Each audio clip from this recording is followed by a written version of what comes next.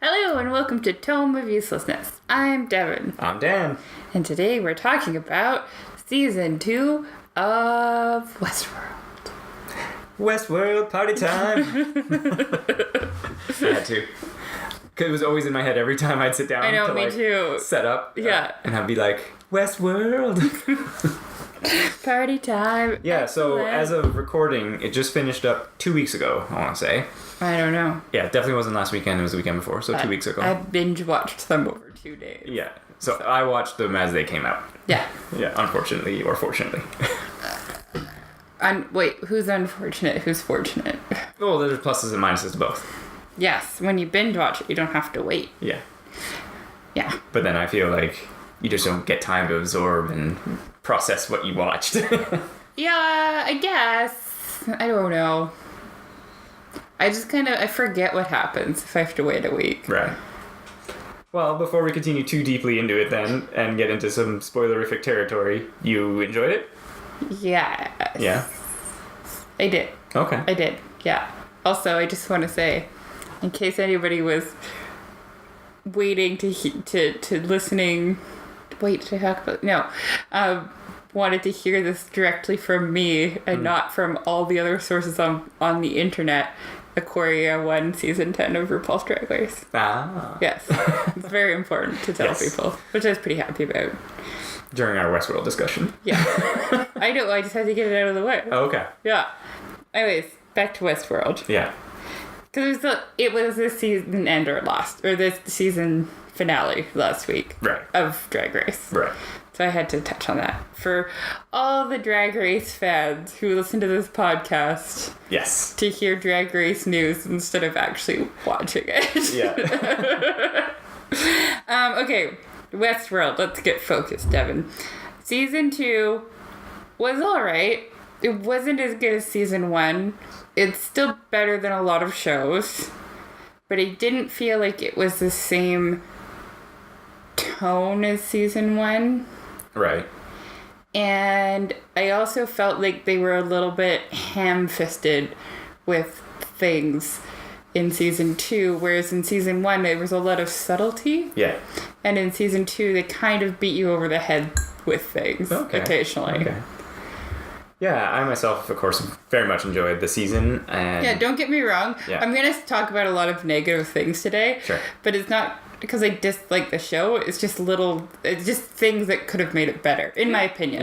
Yeah, and I really enjoyed the show, and I agree with your assessment that it's not as good as season 1, and I think it's just because season 1 set such a high bar of quality and storytelling, and it's almost like because they maybe didn't know if they were going to do more, so they really made like this super tight, amazing timeline story, and then it was like, okay, can you guys do more? And they're like, okay, we have some ideas, and that's why it took longer to make the show, probably because they just didn't think that they were going to make more, right? So I very much enjoyed it, and would recommend people watching it, of course, and of course, I'll have some nitpicks and stuff like that. But go out there. It's satisfactory for sure. Yeah, like, I mean, if you watched the first one and you want more of it, I guess watch the second season. Oh, absolutely. Too. Yeah. You won't be disappointed. But I would watch the first season before watching the second. Yes. It's not like Law and Order SVU where you can watch any episode at any time and it doesn't matter because they're all the same. No, this is modern serialized television. Yeah, yeah. And it was good. Yes. Where do you want to start? Well, I have notes this time. Look at my notes. This is from here on out, spoiler stuff. Yeah. I just wanted to maybe touch on some non-spoilery type stuff before we get going all into it. If anybody was wondering, I actually held up my notebook to the microphone, Yes. which you guys can't see. They can totally see in their minds. Yes, it's like a little notebook with bears on it. I wanted to start by, I felt the entirety of this season the same way Bernard's first line ever in the show is. Anytime they cut to anything, it was basically, I was like, is this now? Yeah. It's all I was like, every time I'm watching, I was like, when is this? Is this now? Please tell me. And then as the show develops, you kind of understand which timeline is where, or which events are taking place in which timeline. Right. But it was just kind of, I was like, where am I? When am I? every time, because it always cut to something new, and even if it was in the same timeline, it might not even be the same people and the same events, and you're like, what is happening? That's true. That's true. It took me a while to figure out that a lot of the stuff that was happening had already happened. Already taken place, yeah. Yeah. Like, but it was there's the wraparound. Yeah. Because there's the wraparound, that's what I mean. They first find him, it's 2 weeks later, which we don't realize until, like, 10 minutes later that they're like, oh, this happened all 2 weeks ago. And you're like, what? 2 weeks ago? Yeah. So it kind of followed some of our predictions, like we were talking about in Westworld 1, which was kind of interesting. Yeah. How do you want to go about this? Do you want to go about it like... I don't think going about it episode by episode is the best, but maybe terrible. Character by character? We've done character or like storylines before, so yeah. Yeah, like we don't have to go through everything we go through, but maybe we'll just do a quick rundown of the main characters. Sure. So maybe we should start with William. Just because you want to say? So episode 1, yeah, I was like, Ed Harris is a robot. Yeah. And I was right. Yes, in a sense. Yeah, because at the end, there's a post-credit scene that I just watched right now. Yeah. And it was revealed that he was a robot. Yes. So that's all I care about. That's fair. It was an interesting storyline for him. It humanized him a little bit more. Yeah.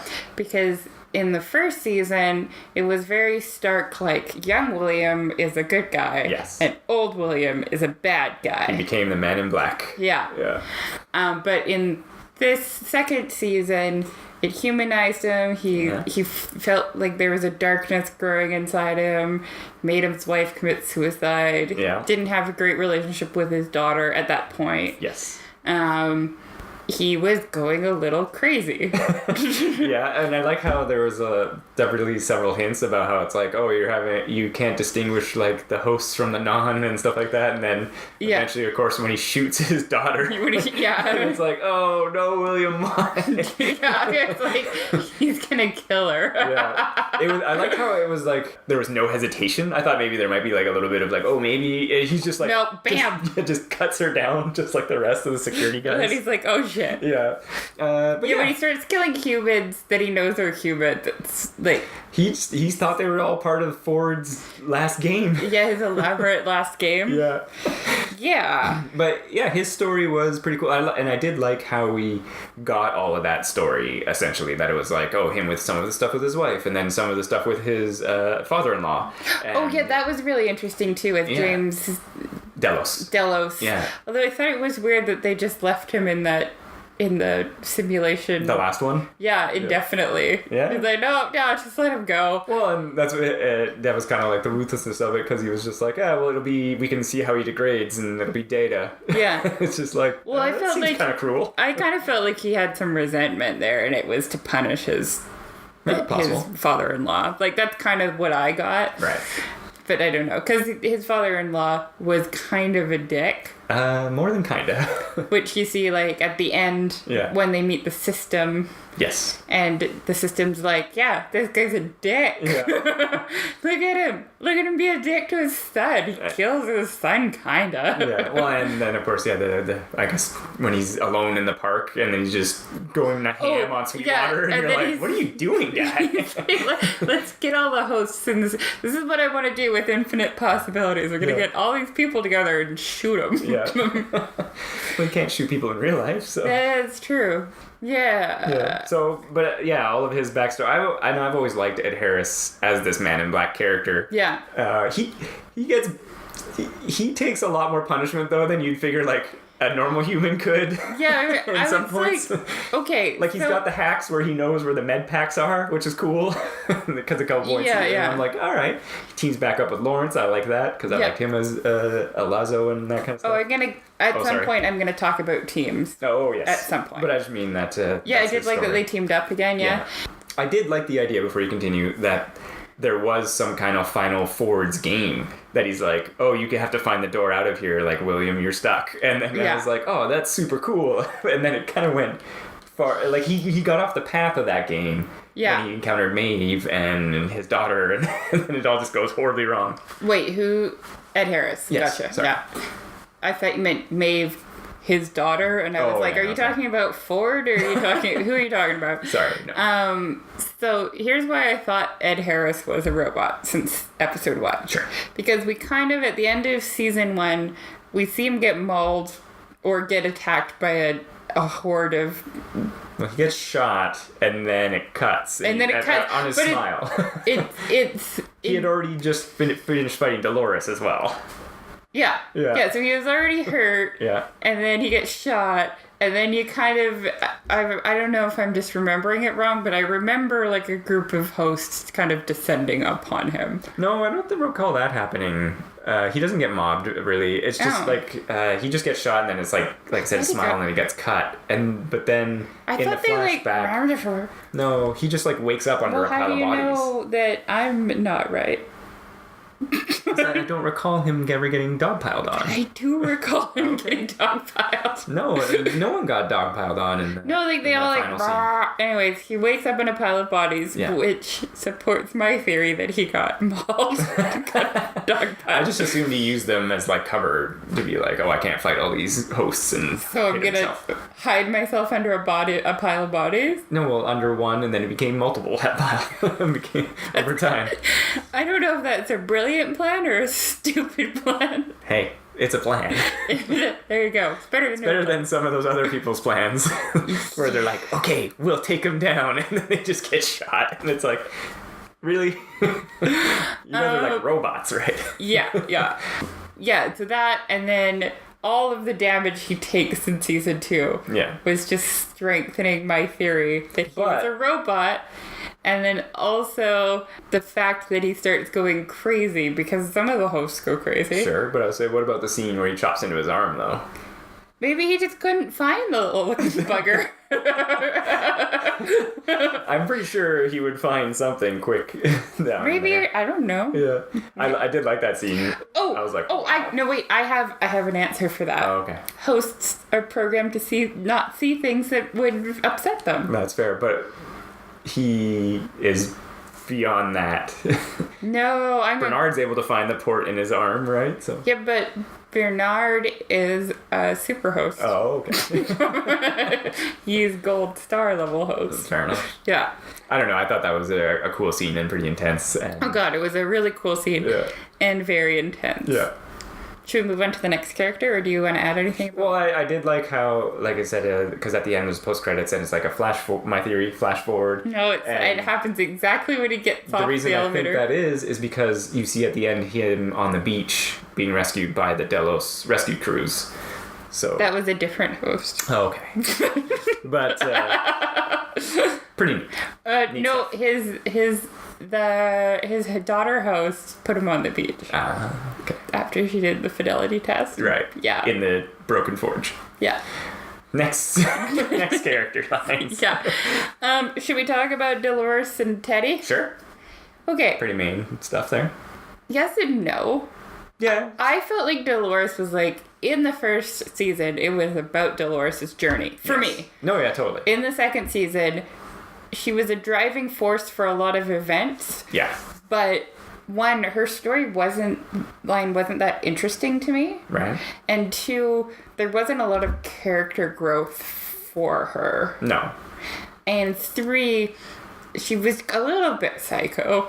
Yeah. Well, it's because of her Wyatt personality merged with her Dolores personality, right? I know, but like, yeah, in the first Wyatt season... was like an apocalyptic force. That's true. So in the first season, she had that, like, crazy story arc, and, like, you just figure out that she's been going on the same loop forever, basically, and all that. But in this one, I mean, aside from choosing to change Teddy's code after they had a night of steamy sex, I didn't really... I don't know. I just wasn't that interested in her this season. Yeah, I mean... Rachel Wood is an excellent actress. She still did excellent in this. Yeah. She had some challenging stuff to do, like, physically and stuff. Yes. But I just didn't find the character of Dolores that interesting. Yeah, I think it was just, like you were saying, Wyatt, she was, like, the driving force behind all the events, but it was almost like the events she was driving were, like, background events to other people's storylines. It was like, oh man, this is messed up because Dolores was here. Yeah. And we kind of get to see some of it, but sometimes you don't. Or sometimes it's just like we don't see it till 4 episodes later, and you're like, oh, okay, now I get it. Yeah, she was mostly just there leading the hosts, and like there was, I think it was episode like 2 or 3 when she's recruiting all the people, and I was like, oh, that's cool stuff there, right? Yeah. But then after that, she definitely takes a back step to other people's stories. For sure. Because she just shows up occasionally. Yeah. Right. But Teddy's storyline, I thought, was really interesting and sad. Yeah. Poor James Marsden. See? Doesn't even know it was a robot. Teddy is sad. Teddy is sad. That's what my notes say. Well, and that was interesting because his driving core was that he always loved Dolores, but he was just like the gunslinger trying to be good in a terrible world. Yeah. He wasn't like a bad guy. He was like an anti-hero almost, right? But Wyatt was essentially a bad guy. And then, you know, he does some merciful acts, and then she's like, no, that's not going to work. First of all, Teddy's struggling with just learning that he's a robot. Yes. Right? That's fair, yeah. So there's that. Yeah. And then you throw that on top of it. The woman that he loves, that he, like, his whole reason for being is to, like, love this woman, because that's what he's programmed to do, is the psychopath. Yeah. And he is also programmed to, like, be generous and all that stuff, or not generous, but, you know, like, merciful. Yeah, like show like some sort of justice or, you know, West code that he kind of lives by. He's like, I'm not going to just kill an unarmed dude, right? Yeah, totally. And then, like, the woman that he loves is the opposite of that right now. Yeah. So there's, like, a lot of conflict. And then Dolores chooses to rewrite his code so he's a little bit more aggressive. So then he's dealing with, like, all the stuff he was with this sudden change. Like, I don't know. I found it really interesting and sad. I was going to say it was more interesting than I thought it was going to be, because it was like, oh, she just rewrites his code, whatever. But then they do depict like that struggle where it's like, oh, his other memory and his other self is still there. And I was like, oh, that was very cool. Yeah, it was. And James Marsden did a good job. Yeah. He doesn't even know he's a robot. Doesn't know he's a robot. So he did know he's a robot. Yeah, he did. He found out, and it made him sad. Teddy is sad. And then, of course, with the ultimate, one of the, you know, when he's in that scene with her in the barn, and I was just and he kills himself. And he kills himself, and I was just knew. Wow. Okay, so a few episodes before. Okay. He doesn't keep the bullet, but he picks up a bullet off the ground, and I'm like, oh, he's gonna fucking shoot himself. And then he gives the empty gun and the one bullet to the programmer that reprogrammed him as like a mercy, because they were gonna blow him up in the train when they attacked the Mesa. Yeah. Yeah. Which I was kind of like, I wonder if that guy would try to shoot his way out and jump out of the train, or would he just shoot himself? I think he just freaked out a bunch and then died. Yeah, that's what I was. He didn't do anything with that guy. I don't think he even knows how to, like, load it, honestly. Yeah, maybe. As soon as he picked up that bullet, I'm like, this is going to end with Teddy killing himself. Good call. I thought maybe for a brief moment he might shoot her. It almost seemed like that, but I was like, no, he loves her too much. He's going to shoot himself. Yeah. And then that's what I figured as well. I was like, is he about to shoot himself? I thought maybe that one might have, like, maybe he would struggle with it. Like, oh, I should shoot myself, but I can't. Or something like that. He just straight up. The no mercy part of him's just like, gotta do what I gotta do. Yeah. And I did like Wood's acting in that moment. It was really crazy because it was like a robot that she wasn't expecting that, and then she's like, how do I react to this? When she like figures out that he's not killing her, he's going to kill himself, like you can see that register on her face. It was really well done. And then you know, and then like the next scene we see her and she's just lying on the ground with him. It's like, holy shit. Yeah, because she did love Teddy. Just felt that he wasn't gonna be right to finish the journey, as it were. She knew that it wasn't in his nature, so she changed his nature. But it didn't work out so well. Ladies, don't change the man you're with. It'll only end in suicide. It only ends in suicide. Well, and then this was kind of hilarious because then she's going along and then she meets William, the man in black. And I was like, what? Well, because I mean, that's always something that I've thought about, like, in season 1, because Teddy's programmed to love her, and she's programmed to love Teddy. Yes. But she also fell in love with William. Yes, and he did fall in love with Dolores. And he fell in love with her. So, it's interesting because, like, she never has both at the same time. Right. So it's like Teddy dies, so now William steps up, you know? Like, I don't know. It's interesting. Yeah, and she's just like, I need a monster, and gives him a gun. Yeah, basically. She's like, well, she, like, fucked up his gun, though. Of course, yeah. Yeah, but... I was like, I knew that was going to happen, but I was like, William's pretty, like, dialed in I figured he would have checked that, but... I think the fact that he'd been shot 27,000 times... Yeah, messed with him a little. And the fact that he just shot his daughter, and then he dug into his arm with his knife. And almost shot himself. And almost shot himself. I think that he was distracted at the time, so I'm going to let that slide. All right. Not in the correct state of mind, as it were. Yeah. Yeah, because then they go do a nice... They shoot out, and etc., make it to the forge... He attempts a betrayal, fail boat because of the gun jam. Yeah, and then he blows off his hand. Blows off his hand. Which I thought, I was like 90% sure that was going to kill him. And like, that was going to be her final, like, you tried to fuck me over, so now you're dead. Right. I just assumed that it was like, because she's talking to him when he's shooting her and just being like, look how frail you are. You're useless. Yeah, that's like, true. you got nothing now, that kind of thing, and just like leaves him there. And then so back to Dolores. Yeah, that's what I'm talking about. Yeah, Dolores. Yeah. So yeah, she just wants to delete everybody. Yeah, it was kind of interesting because she meets with Bernard and they go to the forge. Yeah. And they also reveal that she programmed Bernard. She was the one that used her memories to make him who he was. Yeah. Oh yes. Oh yeah. Sorry. I'm thinking of something totally different. Yes. Yeah. When they do like the interview. Yeah, the interview when they built that one scene where she was like, "That's not what he said." Yeah. And I was like, "What?" Yeah, that was actually a really cool reveal. Yeah. Yeah, I was also kind of like blown away by that as well. Yeah, that was unexpected. And it was a neat twist because they always talk about how much Bernard like loves the Dolores robot and everything like that, and then it was just like... Because she's his mom. Basically, they spent so much time When's he going to call her mommy? Yeah, they go down into the forge, her and Bernard. Yeah. And then this is where it kind of got a little muddied, but then not, because it's like, okay, they open up the door so all the other hosts can download their brains into Wonderland. Yeah. The Valley Beyond. By jumping off a cliff. Into the Valley Beyond. Like you do. Yeah. And then she's just like, oh, it's another form of slavery. And then she was going to like delete them. And I was like, what are you doing? Why? That's just mean. Yeah, I don't know why she thought it was another form of slavery. I think she was just short circuiting or something. Yeah. She needed to get shot in the eye, clearly. Although I did like I thought that was a cool idea. It's like, oh, okay, you know, a la Matrix, and they're going to go live and be on their own servers, and they can do anything they want. Yeah, just like that episode of Doctor Who.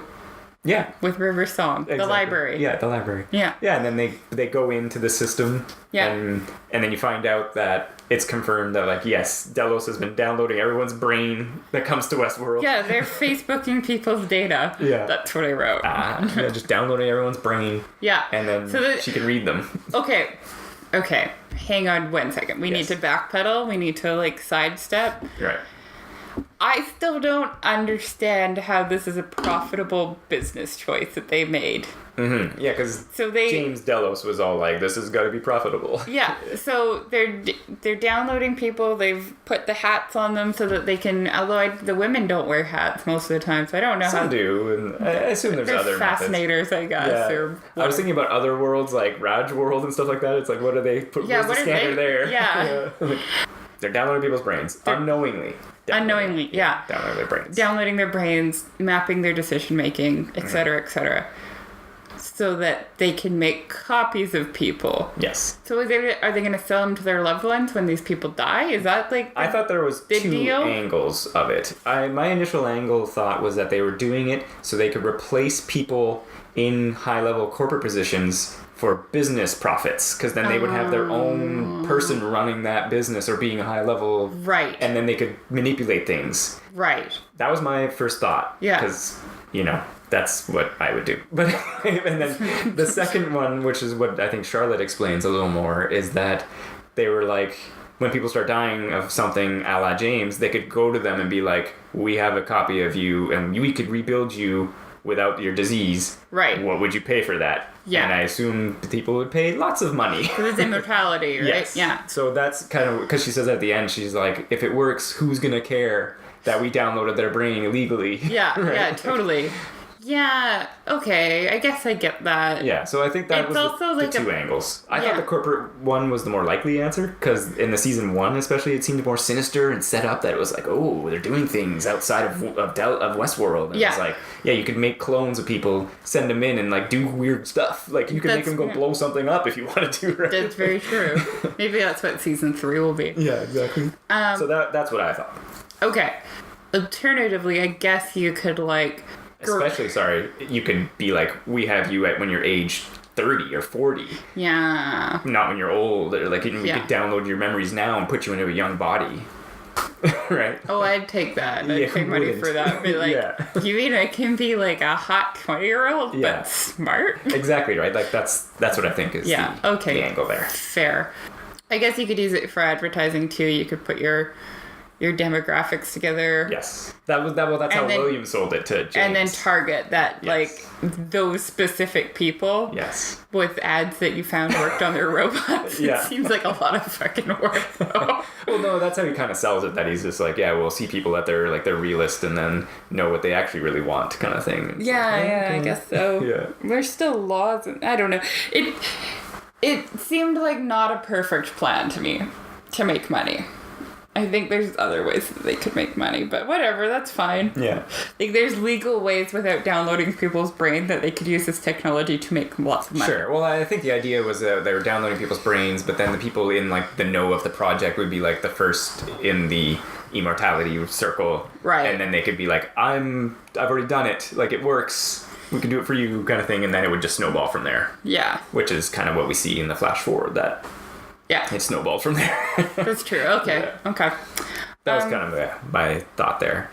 So then, to go back to Dolores' line. Dolores with Bernard. Yeah, they're in the forge. Dolores gets shot, but Bernard downloads her head. I liked this actually a lot. How there was the switcheroo. Charlotte's body. No, well, basically he hides Abernathy's memory pearl basically in her body, and then takes her, and then eventually uses it to create a Charlotte with Dolores.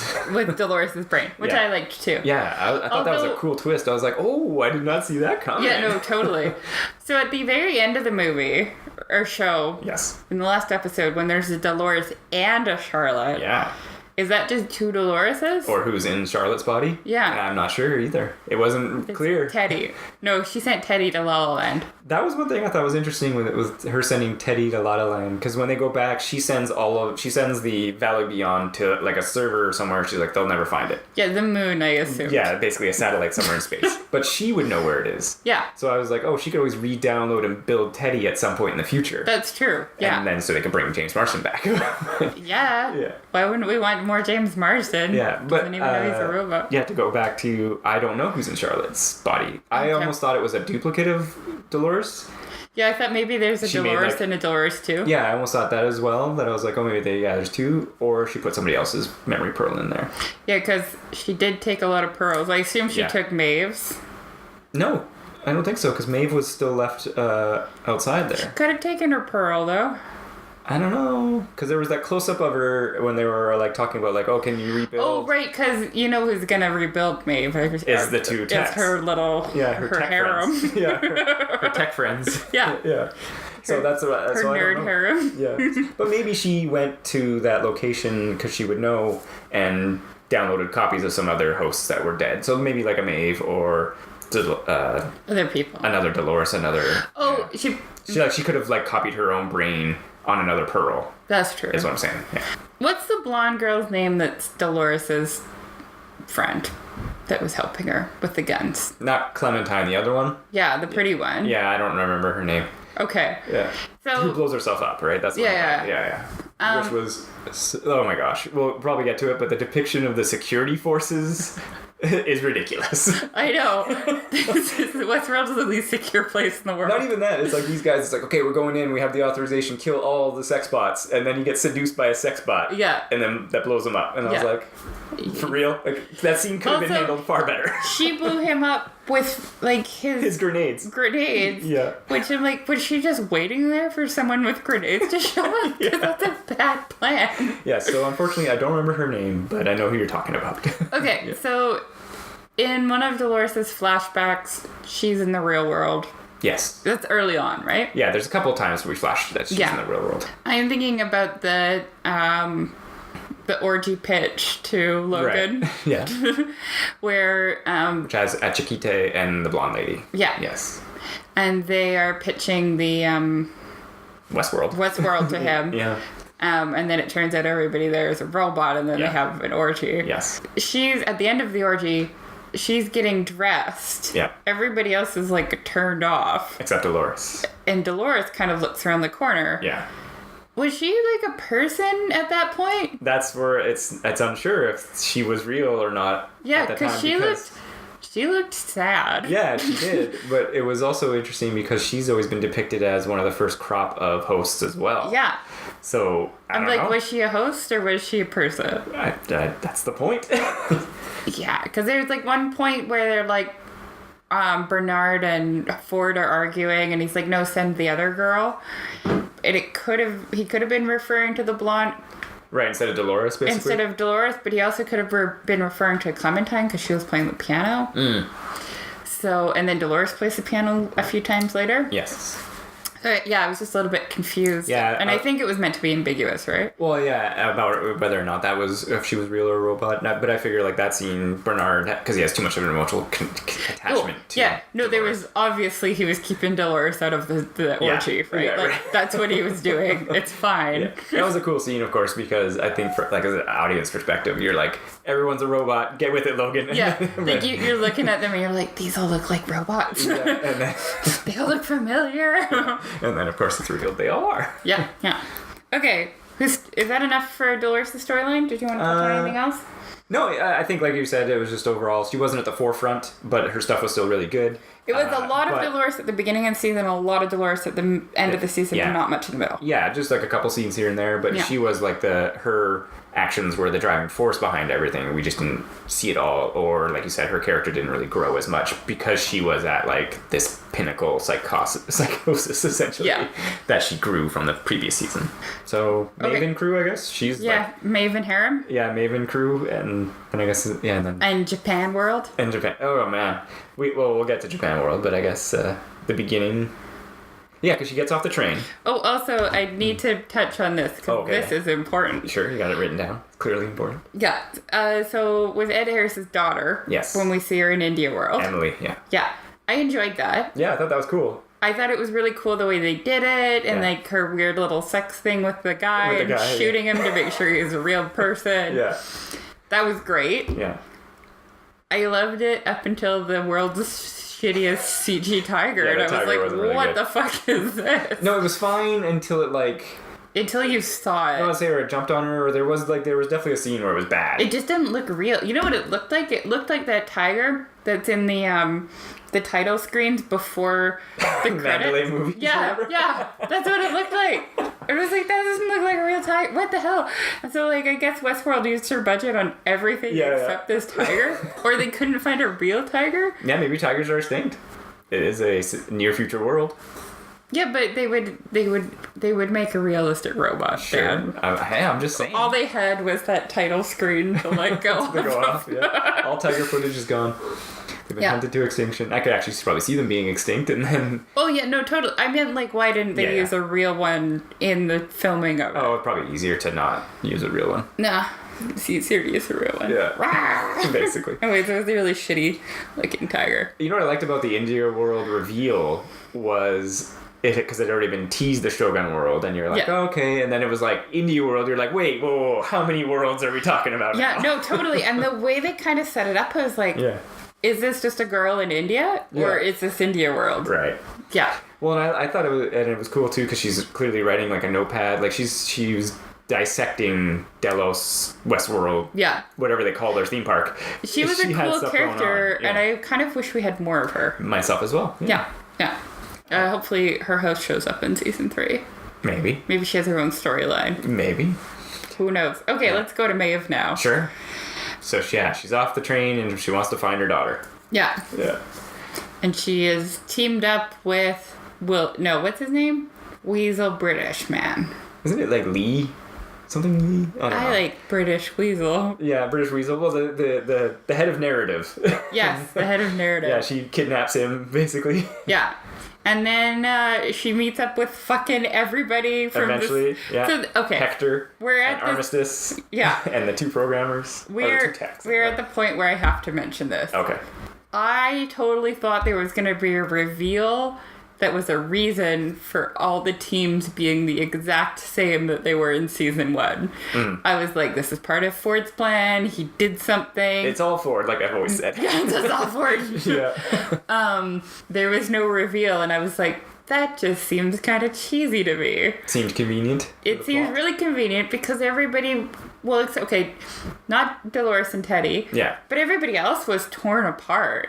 I mean, when we get to Bernard's storyline, there will be mention of him teaming up with Elsie. Yes. Which we thought she was dead all Turns this out time, not but dead. she's not dead. So it just kind of felt really cheap to me. I was okay with that because I mean, I enjoyed all their storylines. Sure. But it just felt cheap that they were just like, well, they already have relationships, so if we just put them all together again, we don't have to establish new relationships. Well, I thought with the choices in the show, because it's supposed to take place like right after, and so it's like she knows, like Maeve knows like where the people are. She just like goes back into like the facility and hey, come back with me, tech guy. Okay, listen.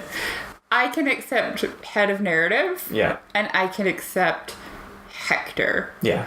But she randomly comes across like the two tags. Yeah. And she randomly comes across Snake Tattoo. Well, yeah, I was sure because Armistice at the end of the show she has her arm cut in the door. She had her arm stuck in a door and just shooting people. Yeah, and she's just shooting people, so it's she's having a good time. She's great. I love her so much. She's such a cool character. Yes. Yeah. Yeah, I don't know. I mean, I was okay with it. It didn't feel weird to me. It didn't even feel weird until you mentioned that it might have been weird. And I was like, it felt really weird to me. Okay, yeah. Like, even, like, Ed Harris and Lawrence being friends. Like, I don't know. I liked how they teamed back up. No, I did too, but it just was like we've had all these teams in season 1. It's just weird that they were separated and then they all naturally went back together. And so that's why I was expecting a reveal that, something in the something made them gravitate towards each other. That's fair. Yeah. They were unfortunately not. Ford mapped all of the humans' brains, saw that these were the best choices for them, and then made sure that they fell into each other's path somehow. Yeah. Yeah. I like it. Yeah, it just happened behind the scenes. That's what Ford does. Yeah, off camera. Yeah. Off camera explanation. Anyways, okay. So they all team up together. Yeah. And they accidentally Japan. Yeah, that was so weird because they go through like the facility and then they come out and I was like, and then he's like, oh, we're not where we're supposed to be, and I was like, how would you not know where you're supposed to be? Like, yeah, especially when they leave Japan and he finds a way back to Westworld, like super easy. Yeah, but I did like that reveal because he's like, oh, that's kind of weird, and then it's a Shogun mask, and you're like, oh snap! Yeah, and then it comes out. I will say right away, the depiction of Shogun World was a lot better than I thought it was going to be. I thought it was great. I had low expectations. I was like, man, this is going to be ridiculous. Were you worried it was going to be racist? No, I didn't think it was. I wasn't worried about that. Yeah. I was just worried that it was going to just be too weird on some scale. But it was like Tokugawa era, like he says, and it was pretty cool. I thought that was funny how like the robbery was kind of the same, and he's like, he's like, we have to recycle some of the stories. Okay, here's my issue with that. What if the guests went to Westworld and then went to Japan World and then they just experienced the same thing over and over again? Well, I guess they would go elsewhere, right? Like, those main towns are supposed to be like just the entry level area. Yeah, that's true. They would go off and find other adventures. I just think clients would complain. Right. But I did like how they all had the Japanese version of them. Yeah. And I loved that, like, Hector didn't trust his. Yes. And, like, Maeve and hers kind of were okay. Akane, I think her name is. Akane, yeah. They were okay with each other. Yeah. But Snake Tattoo and Dragon Tattoo were like, we're best friends. Yeah. I loved it so much. I want all the fan fiction about them together. Yeah, I did like their team up. I was like, oh man, they're going to go around just murdering. Coolest ever. Go around murdering everybody. Yeah. And that whole the 2 or 3 episodes they spend in there was really good. Oh my god, it was Very great. Like, cool depiction. First of all, Maeve learning that she has psychic powers was cool. Yeah. I didn't like it at first, but then the more they used it, the more I liked it. Yeah. And the more like when they actually gave like the tech sense to it, I was like, okay. Yeah, psychic powers. Pretty much. So I loved that. I loved the whole like apprentice geisha storyline, and it made me sad when she died. As soon as the Shogun stepped up, I was like, no, don't you... Oh my god. He stabbed him in the eye. Yeah.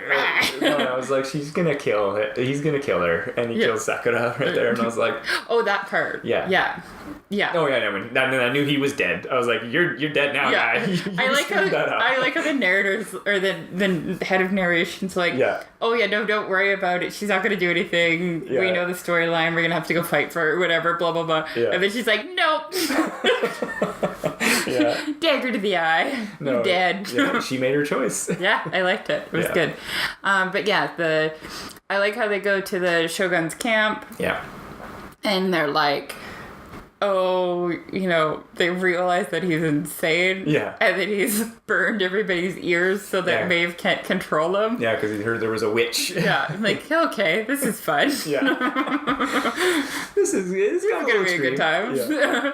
Yeah, and I liked it, and I don't know that actor who played the Japanese Hector, and then he was great. He's great. He's been in a bunch of stuff. Yeah, and then he had that cool duel with the guy calling him out, being like, "You used backhanded methods to become like the lieutenant. Yeah. Fight me for real." Yeah, I was like, nice. Yeah, fight him for real. Yeah, and then I also liked how he was like holding his own, but Hector went down almost immediately. I don't know. I just thought that was kind of interesting. Oh, you mean like earlier? No, when they were fighting, because he kind of duels and then his army comes and then Hector's like down immediately. Yeah. He's just not ready to fight Japan World style. No, he's only good with a gun. Yeah. Shooty, bang, bang. Yeah, but we get 2 and a bit-ish episodes there, and then they're back out. Okay, so I was equally disappointed, and I liked the decision that the other madam and the Shogun, or what was he called? The samurai, basically. He was a Ronin. Ronin, yeah. Yeah, let's say the Ronin. I was disappointed that they didn't go with them because I wanted to see more of them, but I also felt like it was the best choice to leave them behind. Yeah. And it also... And bring dragon tattoos. But it also followed into the choice was theirs. Yeah, and that was the whole they made the choice. And they made the point. Yeah. That was... Yeah. Yeah. That's the whole message. Yeah. Is the free will of it. Do they have it? Can they make choices? And they're like, we're making this decision. And I was like, cool. Mm-hmm. So then they leave. Yeah, they do leave. And then they get back to... Yeah, they go back into some tunnels, and then they pop up like a block away from Maeve's old house. Eventually they're in Westworld, yeah. And I was so sad when she finally finds her daughter, and then her daughter's like, "You're not my mom, that's my mom." That's my mom. I knew that was coming. I was like, there's gonna be someone else there.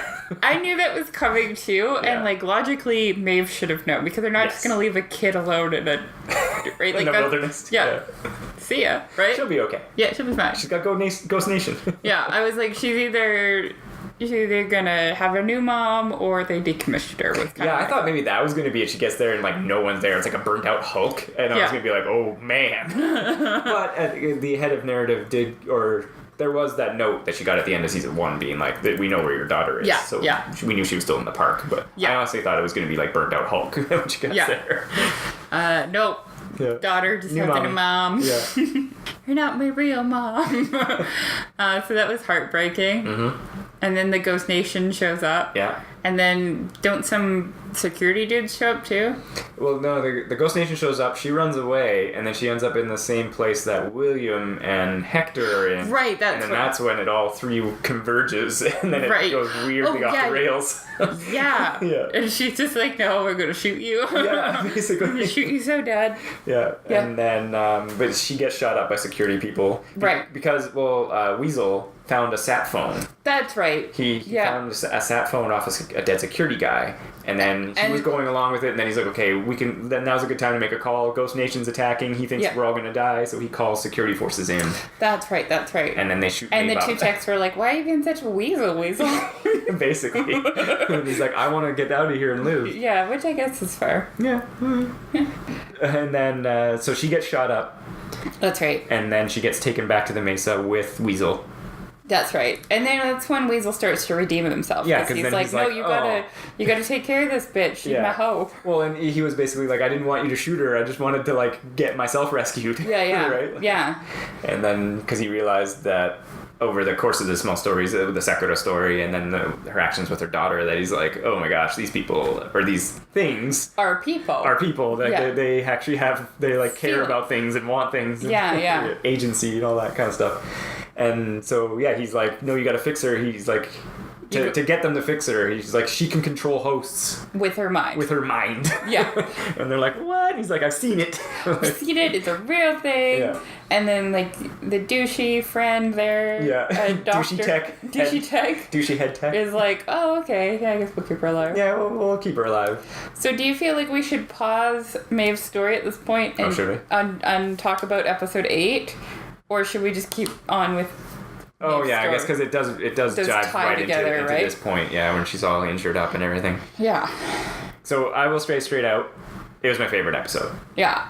And I know I'm not alone in that. No, it's a lot of people's favorite episode. And I think one of the reasons I really did like it is it went back, in a sense, to telling a story about a host, which was all of season 1. Yeah. Which was Dolores and Maeve and their stories. There was no humans. It was like, what are these people doing? Yeah, that's okay. And it actually had a full beginning, middle, and end. It sure did, yeah. And it was intense and a little heart-wrenching at the end. And we were like, oh, man.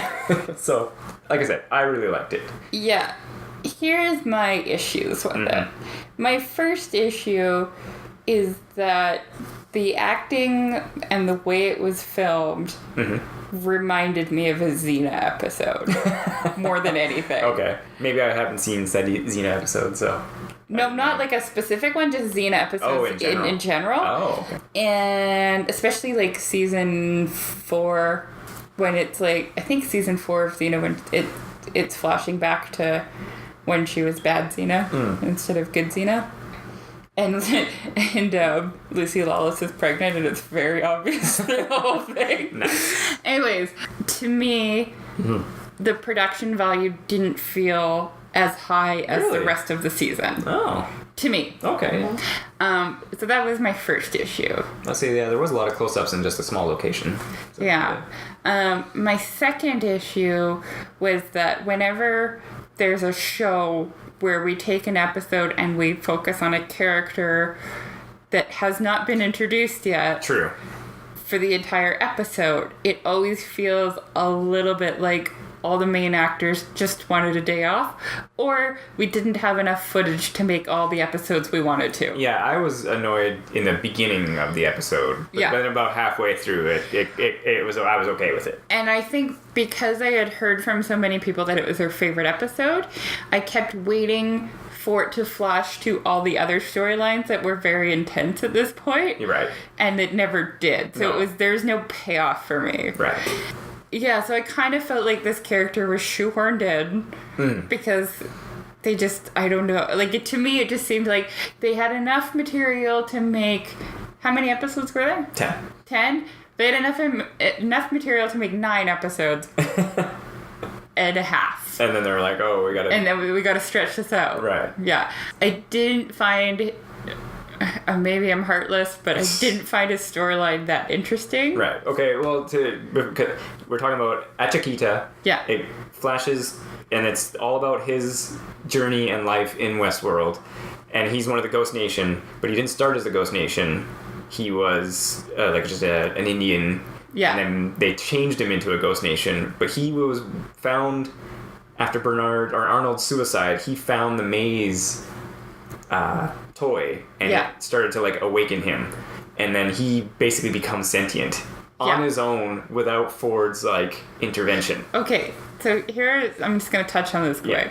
It wasn't just a magic symbol that was like programmed into all of their heads, right? To him it would have just been a stupid toy. Sure.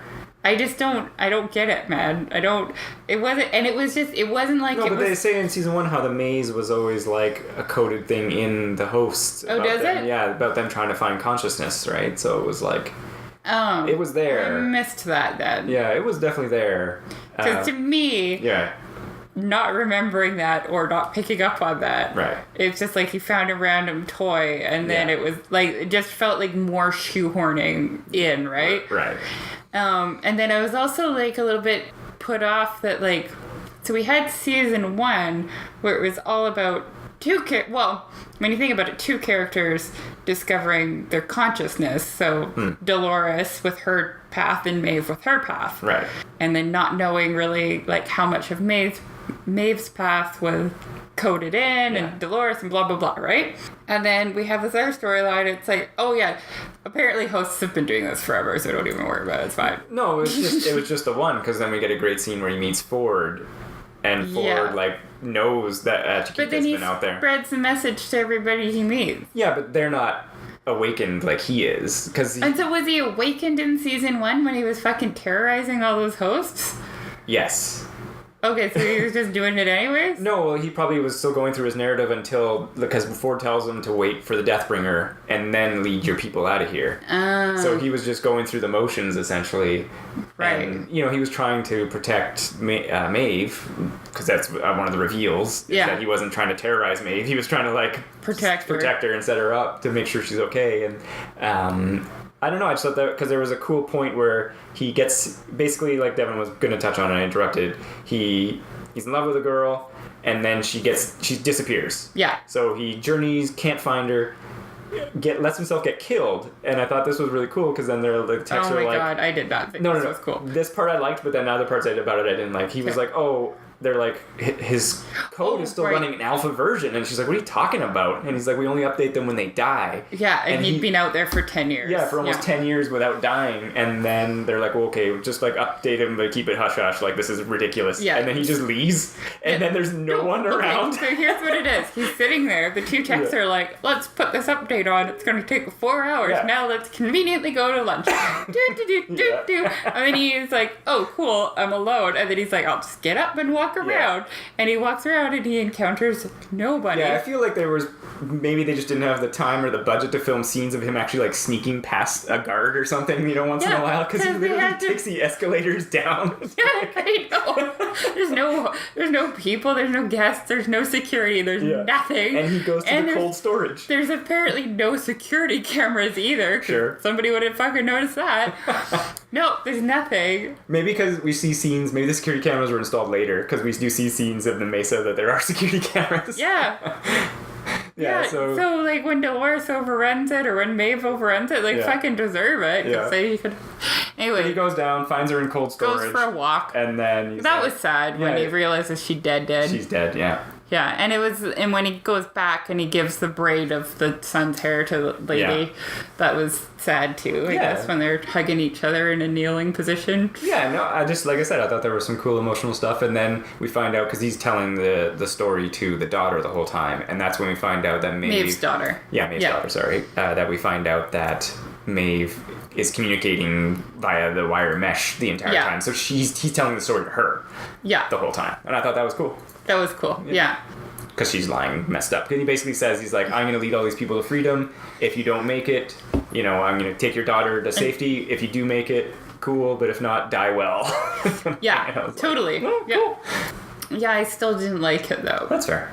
It got to me, man. When I was watching it, because I was annoyed, like I said, when I started, and I was like, what is going on? Get back to the other stuff. Like, this is not what I want. And then I was like, oh, okay. And I was just like, wait, oh, man. Like, what's going on? And because he finds the forge, and he finds the Valley Beyond, he finds Logan Delos when he's all messed up after William left him in the desert. Oh, yeah, he does, and I was like, oh, wow. Like, and then he meets Ford. I felt bad for Logan this season. Yeah, absolutely. He's actually depicted as like, oh, man, William really messed him up.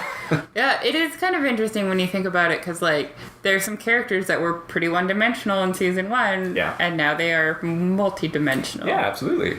And I don't know. Like I said, there's the whole Chiquita storyline was pretty cool, and I thought it was just neat, because then... I was mostly annoyed. No, because early in the entire season 2, the Ghost Nation is just always showing up and kidnapping people. Yeah. And we don't know why. And then because Emily, she gets kidnapped by them but escapes. Stubbs is with him. He gets away or whatever. And we just don't know why. And then it's revealed eventually that he's like, no, I'm trying to like help these people. Yeah. And I was like, oh, he's not just going to like murder them. Yeah, so he's not going to scalp them. Yeah. Yeah, I don't know. Like I said, I liked it. Because to me, like... You are the robot. I am a robot. Yeah. Beep boop. I'm not programmed not to Dan feel this time. things. Yeah. No, I just like... he was like... It was such a background character in season 1. Yeah, but then it thrust him to the foreground. It was cool. Yeah, like, but they could have fucking picked anybody. They could have picked whore number 5 and done... I don't know. Do you know what I mean? Like, yeah, but it was neat to get it because the Ghost Nation always just depicted as like stereotype Indians. Yeah, that was a... People. I don't know. So I thought it was neat. I don't know if they could get away with that in the future, having like just really stereotypical Indians. Well, the Westworld is supposed to be that kind of theme park, so. Yeah, I guess so. But when people protest, pretty sure if the social justice movement goes the way it's going, people wouldn't let them have Indians at all. Yeah, but they were there. Yeah, but they just wouldn't. They would be something else. Right.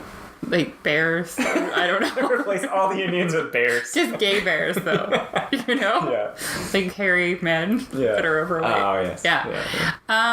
So, okay. Anywho. So that was an overall arcing thing. Involved Maeve and her daughter. I thought it was neat. And then we go back. And then basically 9 and 10. That was neat. 9 and 10 is where it all compresses. And I think to the detriment in 10 especially, but... A lot of things happen in 9 and 10. Yeah. Yeah. Maeve escapes. Yes. That was a cool scene. With the help of British Weasel. With the help of buffaloes. And the buffaloes, yes. So British or Hector and team. Yeah.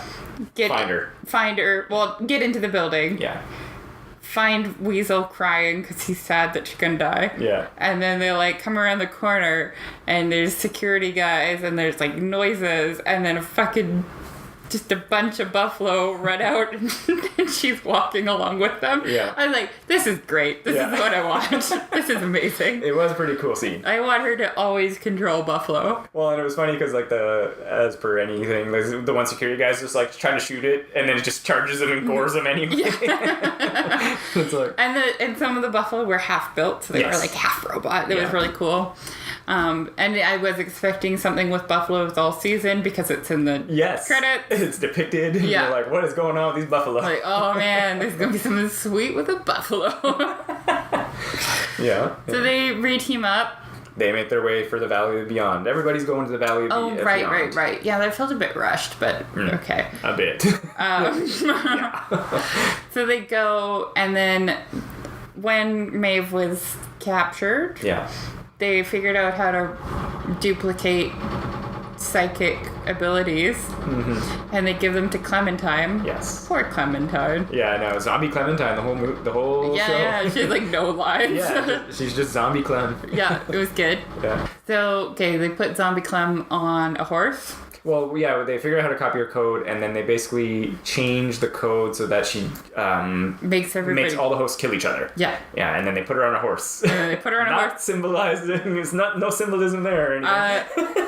They pretty much shove that down your throat where they're like, with technology, you don't need 4 horsemen. You only need 1. Yeah. Ha. And then they send her towards where the hosts are all going, which is, of course, the Valley. Wait, is that Dolores at that point? No. Oh, no, because she's in... Yeah, okay. That's still Charlotte. That's still Charlotte. Yeah. I didn't mind Charlotte as much. No, I thought she was... I thought she got better, because in the first couple episodes, I was still kind of like annoyed by her, and then she got better as it went. I was like, okay. Yeah. Okay, so basically, there's a lineup of hosts trying to get into the Valley Beyond. Yes. They just send Clem out on a horse, and they start attacking each other. Yeah. It's too bad that they couldn't communicate that they were kind of killing the hosts at that point, because then they could have just let them all walk into the Valley Beyond. Yeah.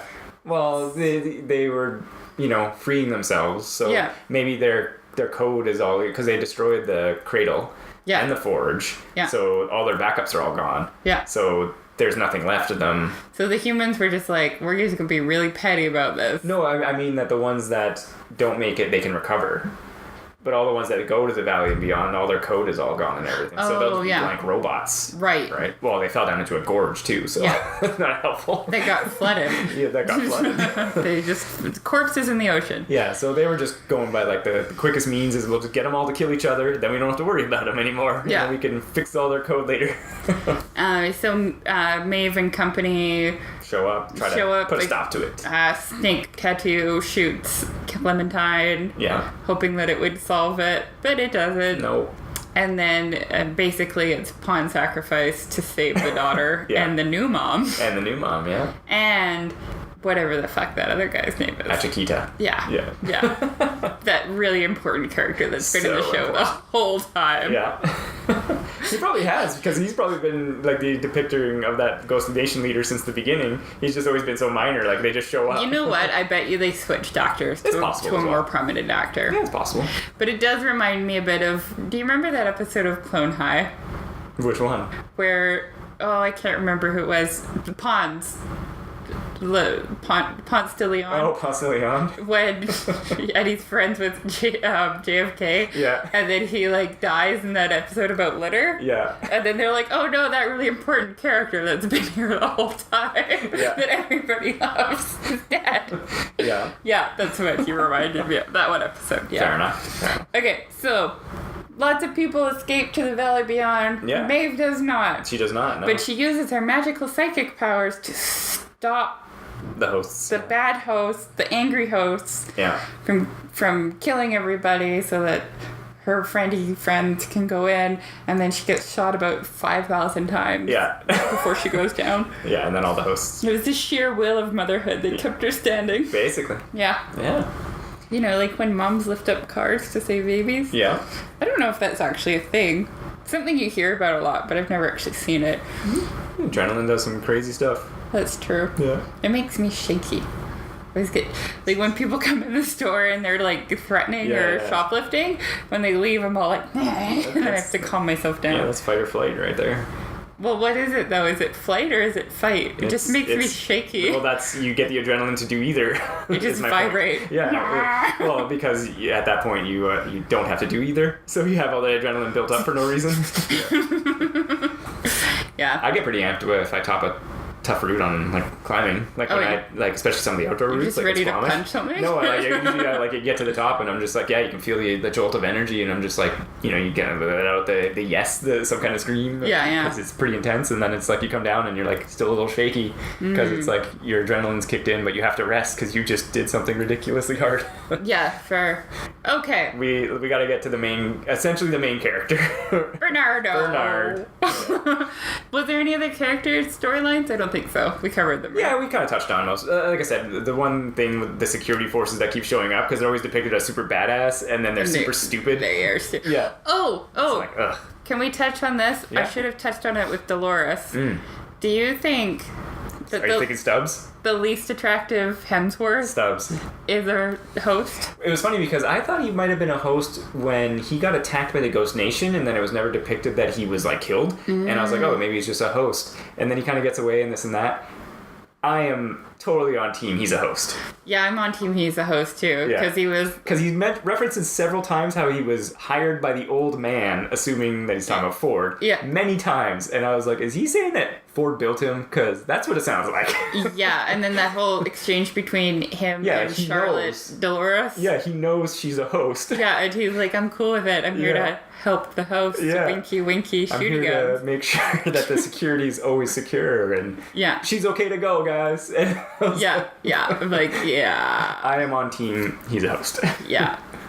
Least attractive Hemsworth as a host. Yeah. He was just like it was like a budget build of Thor. Yeah, Thor. Like, we can't make him exactly like that. Okay. And then Bernard. So yeah, I did like I said when he first wakes up and he's just like, is this now? And I'm like, I don't know, is it now? Yeah, I know, like, what the fuck's going on, Bernard? Yeah. Because nobody knows. Yeah. Because his storyline is so convoluted. It does go all over. And his timeline is not a straight line. No. It is curvy. It definitely jumps back. Well, because like I said, he's the lens that we first learn that it's 2 weeks later. Yes. And there's some Delos security people there and this and that. And you're like, okay. So he lives. Yeah. Cool. So and then it just immediately scrambles all over the place. So the beginning and the end. Yeah. Same timeline. Or same time. Yeah. Oh, yes. Yeah, when he's on the beach and all that. That is the same moment. Yes. Sorry, that's what, yeah. When he I almost feel like you have to work backwards from there. Oh, probably. Yeah. Can we go backwards? Or do you want to go forward? Well, I don't know. Going forward also works. But... Okay, so what is... I guess we've got when Dolores is building him, and she's testing him for fidelity, would be the very first thing. Well, that's way back, yeah. That's way back. Yeah. We get flashbacks to that. What is the first...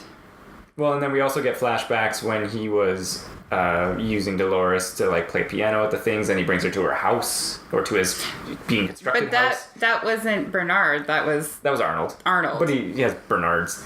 No, that's right. We are only talking about the host. All right. Arnold is dead. Fuck him. Yeah. Okay. Okay. Sorry. What was the first point in the timeline post Ford assassination? I'm trying to remember. Yeah, I want to. Well, no, it was. They do. He's in the barn with some people hosts and Charlotte. Right. Yeah, he's in there with Charlotte with some people, and there's like, we got to get away. Right. They get away. The other idiots get captured eventually, and then Charlotte and him get away further. Oh, because they're like, we can get help from them or something like that, and then they just shoot the one guy or whatever. Yeah. I was like, what are you, stupid? Yeah, that's when I was like, they're like, we could take him on or whatever, and then just get blasted down. Yeah, they're like, no. Yeah, because blonde lady shows up. And then they're like, we could take her or something, and then they just get annihilated. Right. Yeah. Right. Dolores is blonde. Yeah, Dolores blonde. Yeah. Lady. Sorry. Okay. So him and Charlotte were the main start of the story. Right. And they go to an underground facility. Yes, that is building things. And she's trying to contact the outside world. Yeah. But he doesn't know what's going on yet. That's correct. And she also reveals that they won't come get them until they have... Oh, until they sent out the distress signal, until they have Peter Abernathy's memory pearl, because that's where all the data is. Right. Yeah. Okay. The project. Yes. Him and her go back into Westworld. Yeah. To try to find Abernathy. When did they get separated? I think there's a point where... Because she just takes off at one point. Yeah. I was like, she's going to help him out. And then she just gets on a horse and fucking rides away. Yeah, he was like, we can do something. And then she's like, nope. And just nopes out. Yeah. And then he gets captured, I think, or something like that. Because then he ends up in the camp with Dolores and them. Right. Where he actually encounters Abernathy. He encounters Abernathy. He has a little chat with Dolores where she's like, can you help him? Yeah. And then he... finds out that his memory is stuffed full of stuff. Yes, that's right. And is he starting to degrade at this? Yeah. I think as well, he knows that he's messed up. Like, his brain is all his memories are messed up. He's messed up with Charlotte at the facility. Yes. Because he has to, like, secretly fix himself. Yeah, and then he remembers he's already been at that facility before. Right. And weird flashbacks. And he covertly, like, jabs himself full of, like, cortical fluid to, like, fix himself. Which was a cool scene. That was a cool scene. Because he's all like, I just got this giant needle. And you're like... and Charlotte's like doing something else. Yeah, she's like, everything like, okay? And he's like, yeah, everything's fine. Yeah. Yeah, she's like tapping away on the computer. And he's like, jabbing massive needle into my neck. Right. That's right. Yeah. He gets separated from Dolores when the security attacks the fort. Zombie Clem drags him off. Drags him off to a cave where Elsie is. Yeah. Who is not dead. Yeah, it's revealed that Bernard just chokeholded her and then just chained her up in a cave. With a bucket and power bars. Yeah. I remember that. At least he gave her some food. It's nice of him. Yeah.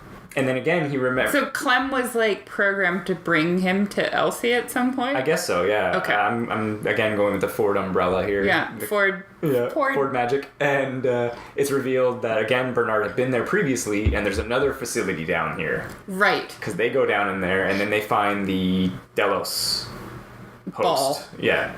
No, they find the actual host, don't they? No, because yes, they do. Yeah. But there's, like, a bunch of dead corpses. Yes. And a bunch of, like, dead robots. Yeah. And then they also are talking about this pearl that's getting made. Yes. Which turns out to be... Ford. Yeah. Right. Okay. Bernard made one. He was there previously, made a memory pearl. And then killed everyone. Yes. Like, because all the tech's there, and then he just murders them all. Yeah. And then they find messed up James Delos. Yeah, and then they find that it's been there for God knows how long. Yeah. Yeah. Because we don't get that timeline reveal.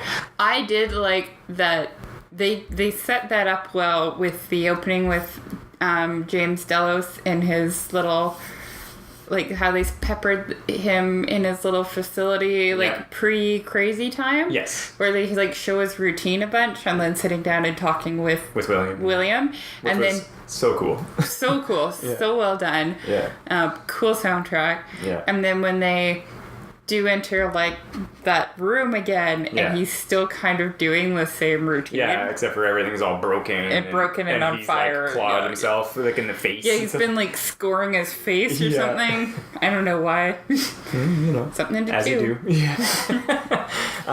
So then he teams up with Elsie because she's like, "You tried to kill me," and he's like, "No, I was being controlled." We can team up, and because he's like, "We gotta stop the hosts from just trying to like murder humanity," and she's like, "Okay, that's pretty good." Yeah, I guess. And then they go back to the Mesa, and they're there when it gets attacked.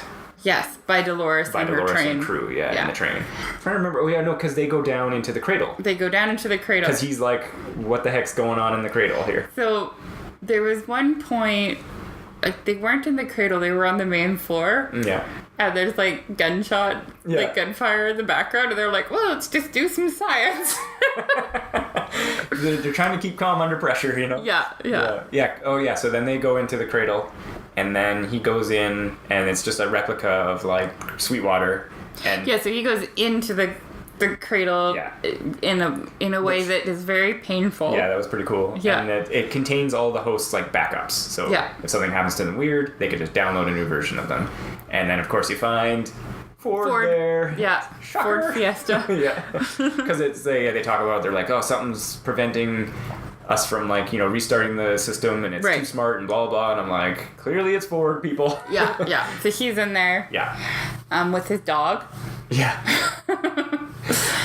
And Ford kind of reveals to Bernard. Yeah, we get some cool story stuff. That they're making peoples. Yeah. Basically. Yeah, we learn more about the project as the whole season kind of goes along, right? And then Bernard gets out, and Ford's in his head. Yeah, I like that. And we get some amazing, like, glass reflection, creepy, I did like that. chatty chatness. Well, and I liked it, too, because he was like, "Oh, Bernard, there's more you gotta do." Because Bernard, at this point, has been like, "I'm free, I'm myself." And he's like, "There's actually more." And then he just downloads himself into Bernard. Yeah. And I was like, "Oh, snap." And then he starts like, "You can't trust Elsie, she a bitch." Yeah. Yeah, like I said, we get some cool... Which he could have trusted Elsie in the end. Because she tried to go to bat for him. She tried to help, It didn't work out well for her. No, it did not. And that was the catalyst to basically for him to... Well, we're skipping ahead. But anyway. Okay.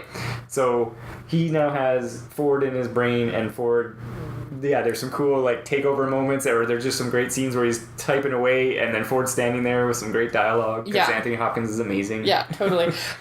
I knew he was in season 2, and I was like, how are they going to put him in season 2? Right. Like, are they going to make him a host? Because that seems kind of stupid. Or are they going? I almost thought that was going to be the route. Yeah. Yeah, I was like, is it just going to be a bunch of like flashbacks? Like, what's going on? But that's what was going on. Downloaded into Bernard. Yeah, downloaded into Anthony Hopkins. You wouldn't download Anthony Hopkins, would you? Sorry. Yep. And then, because then after they escape from the Mesa... Hang on, I gotta explain that joke. Oh, okay. Sorry. For anybody who is younger than 30, there used to be commercials that would be like... You wouldn't steal a car, would you? Don't download videos. Yeah. I think there wasn't it also you wouldn't download a car? No. That's just people fucking it up. Yeah. Because there's the joke is like you can download a car now. Because you can download this 3D specs for them. Yeah. The 3D print a car. Downloaded my car. Yeah. Anyway, sorry. Yeah. So we didn't download an Anthony Hopkins. You wouldn't download Anthony Hopkins. Piracy is illegal. Would you download Crazy Ford? Those commercials were great too, because it was always like people downloading stuff like in an alley at nighttime. Yeah, that's what hacking is. With like a tube going. Yeah, that's fingerless gloves. That's where you download things. That's where I go. Yeah. Anyway, sorry. Okay, so we're escaping the... Yeah, they escape the Mesa, and then there's another stop where he's like... Ford's like, you can't trust Elsie, you should kill her. And then he's like, no, get out of my brain. Yeah, so he basically hooks himself up. Yeah. Deletes Ford. Yeah. Leaves Elsie again. And then drives away. But here's the thing. At that point, I was like, couldn't he just be like, listen, I accidentally downloaded Ford into my head. Yeah. I think I've deleted him, but I don't totally trust myself. Here's a gun. Please don't hate me. I'm going to take off. Yeah, it was... Instead of being like, no, you don't understand. There's no time to explain. Yeah, well, his memory is still all scrambled and messed up and everything. I feel like anytime there's an instance where you could just like say a sentence and make things less complicated. Yeah, that's TV trope stuff. Yeah, I know. I don't like it. That's fair. Yeah. Yeah, I thought the same thing too when he's like just leaving her. I was like, okay. And I was like, or I thought she could come with now. He's erased Ford. Yeah, or he could just tell her what's up. I accidentally downloaded Ford. Yeah. I've erased him, but I don't know if I've totally erased him. So you stay here. You stay here, Elsie. Peace. Yeah. Yeah. Well, that's fair. I promised I wouldn't hurt you. This is me not hurting you. Yeah, that's what I thought he was going to go to an angle with that. Like, I don't want to hurt you, Elsie. I got to go. Yeah. No, whatever. But I also thought it was like he could have just abandoned her at the Mesa. Yeah, that's true. Been like, you stay here, Elsie. It's not safe with me. Okay. Especially since he just gunned down everybody. But anywho, and then he gets to the forge and meets up with Dolores. And he meets up with Dolores, and there's like a part where his car breaks down along the way and he has to walk. Yeah. Yeah, that's important later. I thought this was hilarious, and that because again it was revealed with the Achikita episode how the journey to the forge, he was like, I journeyed far and everything like this. And in episode like 10, everyone makes it to the forge in like 10 minutes. Yeah, because Maeve and company get there on horses within the same time. I just assumed that the Valley Beyond was somewhere else. That was my assumption. But that's how I explained that. No, the Valley of the Beyond thing, it was like the door to the Matrix universe. I just mean like the forge itself seemed like it was very far out of the Westworld location. Yeah, it was, wasn't it? No, well, that's what I'm saying. Everyone got there in like 10 seconds. Who got there on horseback? Maeve and company, when the Weasel holds off the hosts or the security forces. Oh, we forgot to talk about that scene. Yeah, that was a great scene. The Weasel redeemed himself. Yeah, he redeemed himself with a great speech and shooting guys. He didn't really do the most efficient thing properly, but anyways, okay. No, yeah, because they just they get there on horseback in no time, and then Bernard walks there. Okay, see, I thought this is the way I explained it away. Oh, okay.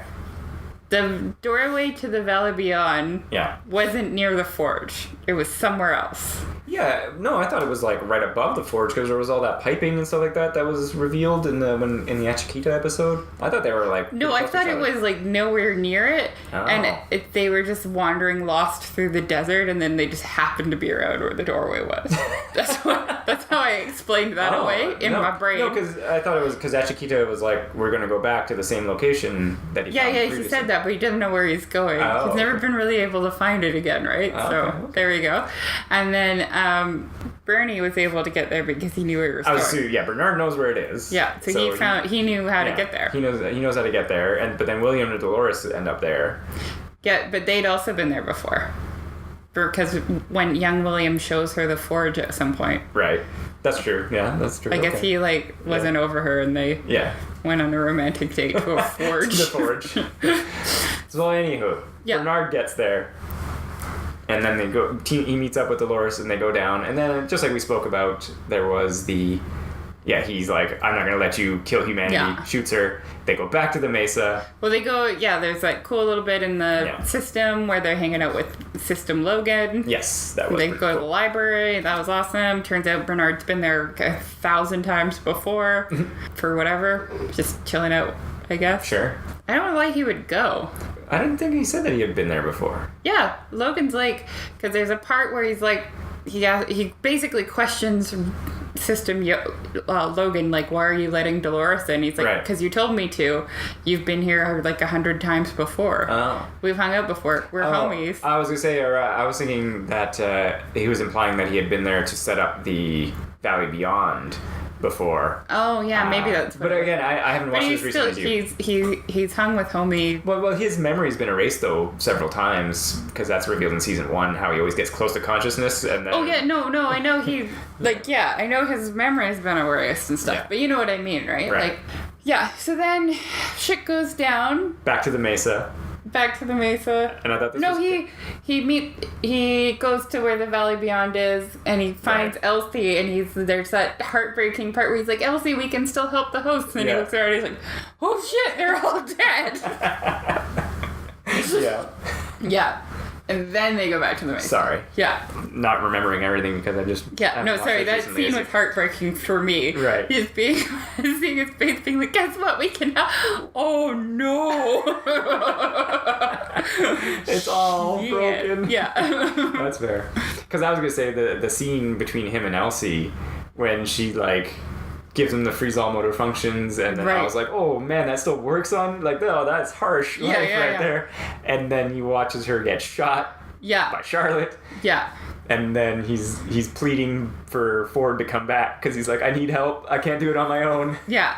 And then Ford comes back. And I was like, and then later, can I reveal the reveal? Well, it's just, and then we get, he builds the Charlotte replica. It's later revealed that Ford was his imagination, which I guess means he's conscious. He was conscious and he did it all himself. He did it all himself. Yeah. They built a replica Charlotte. Yeah. They killed actual Charlotte. Yeah. He put Dolores into replica Charlotte. Yeah.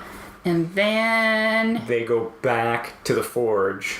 Yeah, so what point do they figure out that he's a robot? The humans? Yeah. Like, very early. It's like episode, like, 3 or 4. No, but in his timeline. He knows at the end of season 1. No, but in his timeline, what time... Because Elsie figures it out, but then she's going to keep it secret for him. Yeah. So I can't remember how the humans at this point figure out that he's a robot. No, they learn it earlier because they were torturing him to try to find the Abernathy pearl. They learn it like at the Mesa at some point. Yeah, but that timeline doesn't like... No, it jives up all the way. No. Okay. No, that happens... It's like early in the season, in the 2 weeks later, when they go back to the Forge. But it's like... But when the 2 weeks later events, like with Maeve being repaired and everything like that kind of thing. Or no, sorry, that's before. So it's like... No, okay, but in Bernard's timeline that we're talking about right now, we have not talked about when they figure out that he's a robot because it's after they pick him up on the beach, right? That's right. Okay, sorry. That's what I'm saying. Yeah, it's like after that point. Okay, right? So because you're like, no, it's episode 3. I'm like, no, you don't understand what I'm saying. No, you're like, no, end of season 1. I'm like, no. Sorry, no, it's because it's like after they pick him up on the beach, which is the beginning of episode 1, the end of episode 10. Right. Okay, so how does he get to the beach again? He walks there. Right. So after he builds Charlotte. Yeah, and then they go. And then it's not revealed when him and Dolores split up. Like, because they go up to the top and it's assumed Dolores leaves and he walks to the beach. Oh, okay, right. And then they find him on the beach. And then they find him on the beach. And then he purposely scrambles his own memory because he's like, the humans are going to try to, like, use me to figure out what the heck is happening. Because, I was going to say, okay, so they go back to the Forge, him and Dolores. Mm-hmm. She moves the hosts to another world. And then she downloads... No, she has the Abernathy pearl. Mm-hmm. She takes it out of her corpse, which I thought was a cool switcheroo by Bernard. Yeah. Takes it out of her corpse, and she's like, this is all the data we need. She uploads the encryption file. Yeah, she puts it on the thing, and then she destroys the Forge. Right. Right? Because she floods it. She floods it. Yes. Yeah. She floods it. Right. And then that's assumed they leave and split up. Then they leave and split up. Yeah. And then Bernard walks to the beach, has some good dialogue, and then scrambles his own memory because he's like, the humans will use me to figure out what's going on. And then he... Oh, I'm just having a moment. I know. I'm like missing things. It's confusing me now at the moment, but... Okay, wait. Can we go back? Sorry. Sure. So, they're at the... But I thought that was cool. It scrambles his own memory. Oh, yeah, that was totally cool. That's the setup for, like, the entire season where he's like, I don't even know what's happening, and then he gets weird flashbacks, and he's like, did I do that? I'm getting weird flashbacks right now. Okay, sorry. So he's with Elsie. She dies. She gets shot. Yes. Yeah. The humans don't know that he is a robot at this point. Correct. He makes Charlotte. Yes. Then he walks to the beach. No. He makes Charlotte... And then, yes, sorry, because then at the end, Dolores Charlotte shoots the last humans in the Forge. In the Forge. Yes. So he walks to the beach. Yeah. They find him on the beach.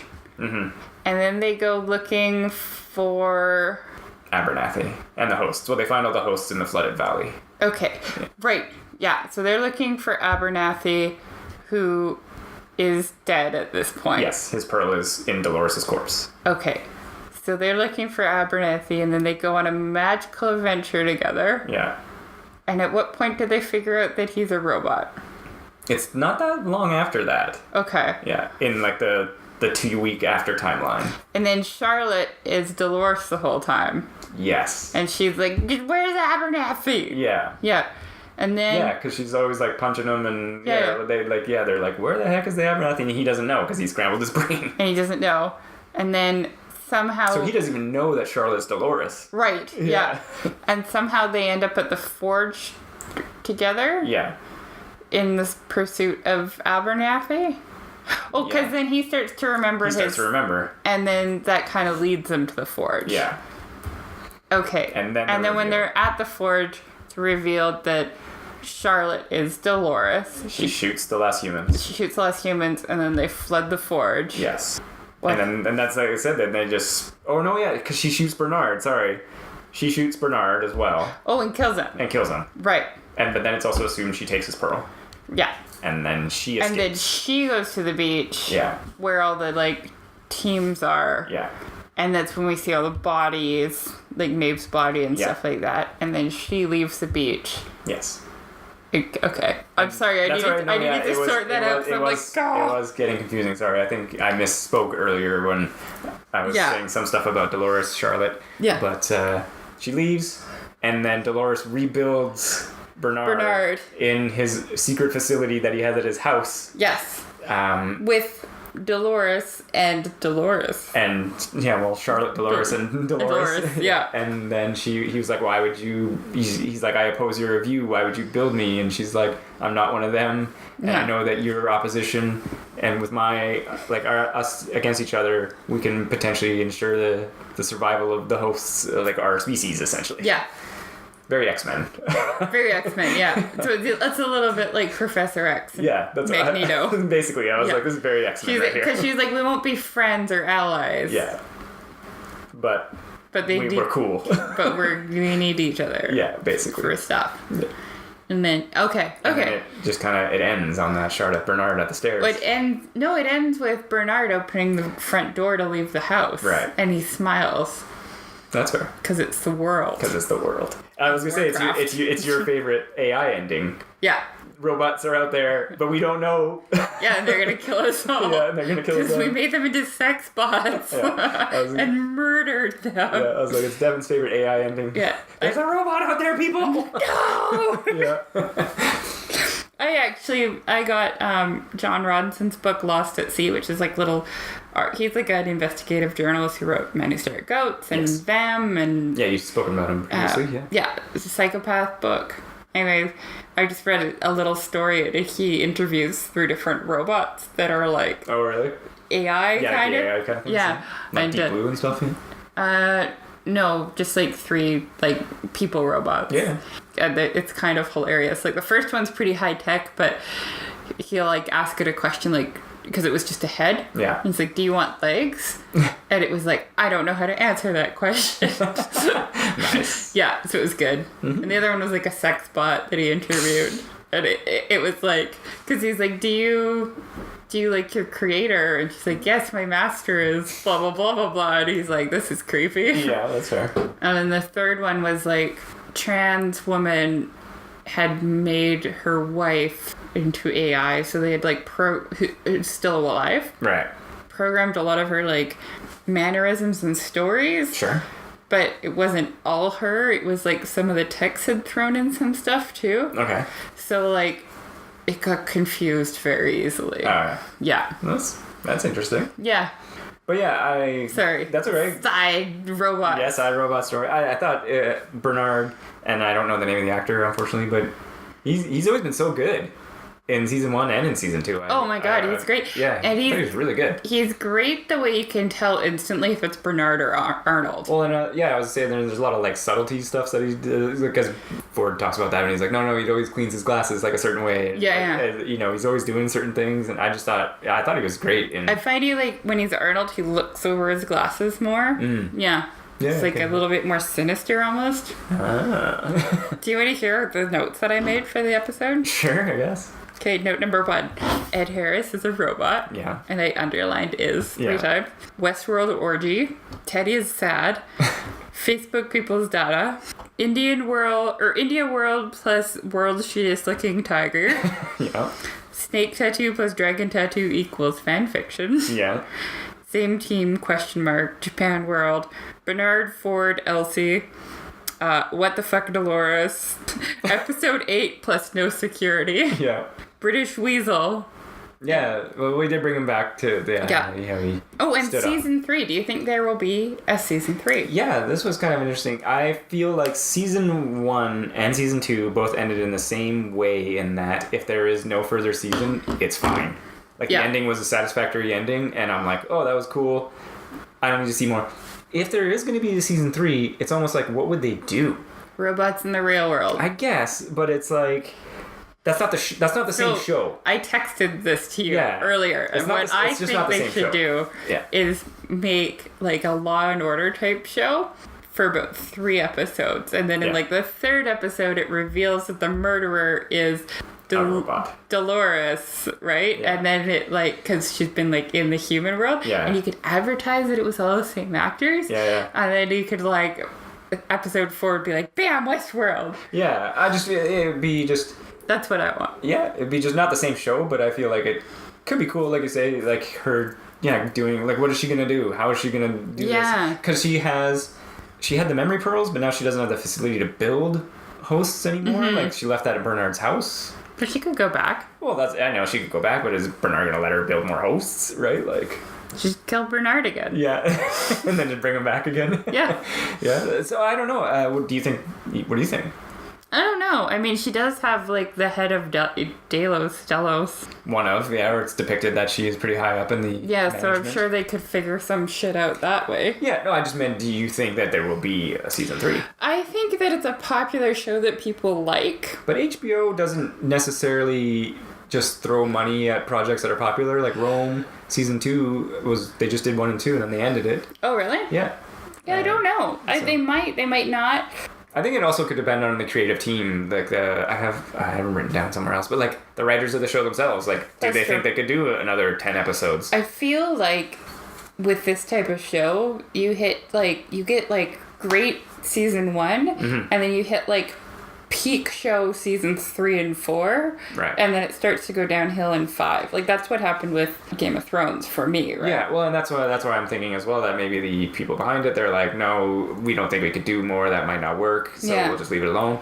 But I imagine like seasons 3 and 4 of Westworld could be fantastic. Yeah, the robot uprising. Yeah. Yeah, I if there is going to be more, it wouldn't shock me if there again wasn't like a 2-year delay like there was between these 2 seasons. Oh, for sure. Just so they could figure out what they're going to do. What we want to do, how are we going to do it, and if we can do it, kind of thing. Like, cause maybe it might be too big budget.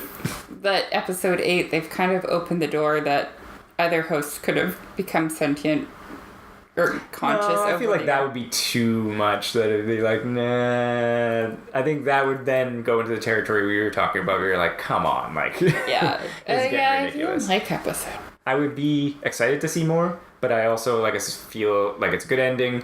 It ends on that cliffhanger that, oh man, robots are in the world. We can come up with our own stories. It would told that story to a conclusion. I guess if they wanted to keep it like in season 1, most of it was in Westworld and some of it was in the occasional facility, right? Yes. So I feel like if they wanted to follow that format, they could make most of it take place in the Valley Beyond, where all the hosts are now. So they could do most of it in there, and then it would kind of be like Westworld season 1, and then have stuff going on in the real world that was secondary. They could tell the story of Ed Harris the robot. Yeah. That he was a robot the whole time. Well, and I was thinking that it's like, okay, Yeah, like Dolores is out there. Like I said, she's got Charlotte with her. She could rebuild Teddy if she wanted to, and then they could like start doing stuff, right? I don't know. As we're recording right now, there's nothing announced. They have nothing in it. Yeah, nothing announced right now, and I feel like it was satisfactory to me that it was just ended. I'm cool with it. Oh yeah, I felt the same way after season 1. Yeah. But they do have places they could go. They've got Dolores and Dolores Spot. Yeah, Bernard, of course. Bernard. They've got Harris. There's possibly a story there. And that's just it, because there was all the humans that were rescued, and Ed Harris was one of the humans that was rescued. So it could be the story of how Ed Harris became a robot. Well, eventually, or like, what does he do when he gets back to the real world? Like, dude, your park just murdered a bunch of people.